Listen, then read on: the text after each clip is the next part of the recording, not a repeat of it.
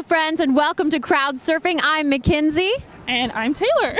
Blondes and brunettes, we're having so much fun. It's a girls' day, and a little rain can't stop us from shopping. The ultimate garage sale happening today at the Treasure Hunt.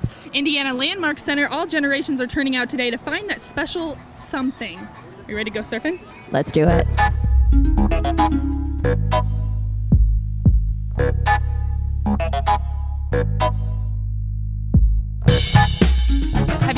Are you into antiquing, or have you done any sort of thing like this in the past? Absolutely. I am totally into antiquing, and it's something that I enjoy doing.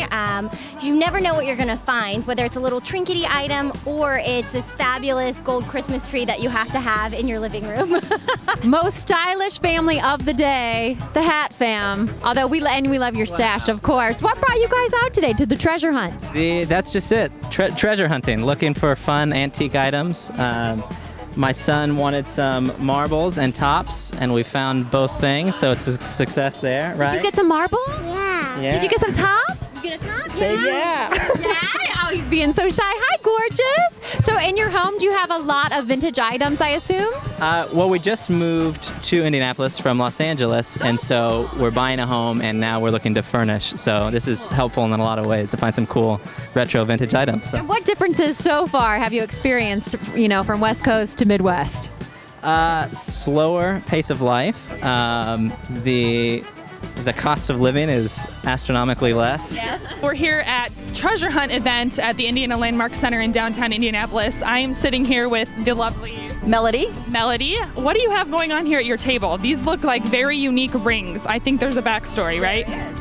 Some of our rings I made from spoons and knives and forks, different pieces like that. Some of them are from the 1800s. We do the research on our pieces. We can tell most of all of them.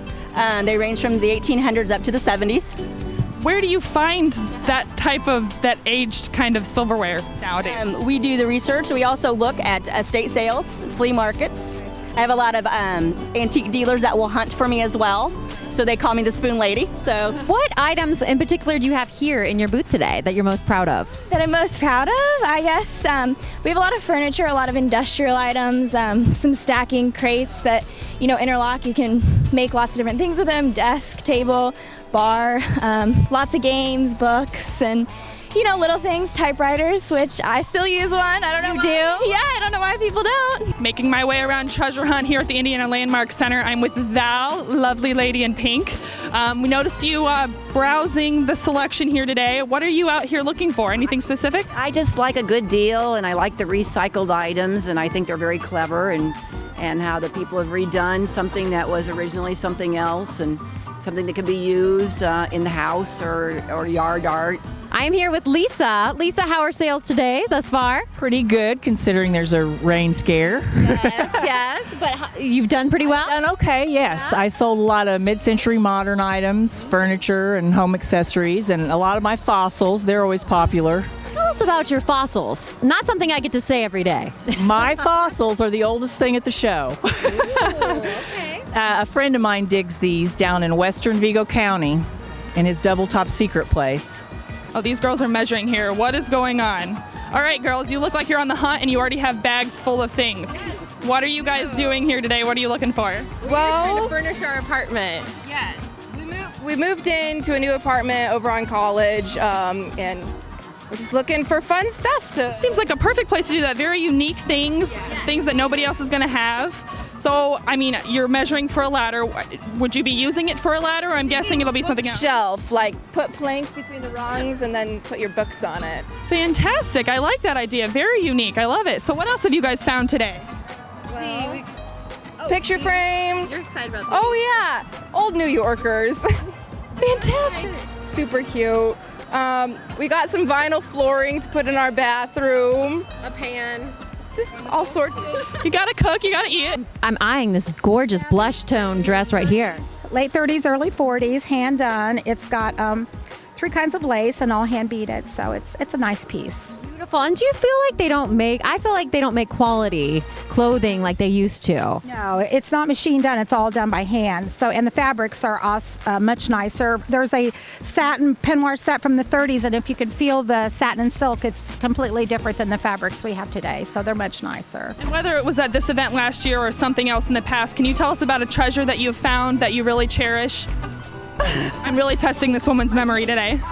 My whole house is full of treasures I really I cherish, because that's what I do. I go garage sailing like every weekend, and I just love a good deal. Awesome. Well, who doesn't love a good deal, right? I have two really special things that are stored in my house. They're not out. That are two pews from the old church down across from where Market Square Arena was, St. John's, and they're beautiful old church pews. This is actually one of the pieces that I just got last week from a treasure myself. I go to a lot of flea markets. It's a pretty neat little deal. It's an early piece. It is sterling. It is marked sterling. And if you open it up, it has a cuticle file, and it's also a shaper. Oh, that's too cool. In the Victorian area, I would date it back to the 1800s to the early 1900s. It does look, I mean, it looks a little medieval, like something maybe like a vampire would wear around its neck, you know? It definitely wasn't a necklace, but I changed it into that. Oh, I see. It's my favorite piece I own.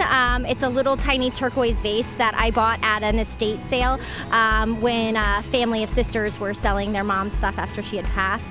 But it was my favorite. They had a whole story behind it, and I absolutely fell in love with the story, so I bought it.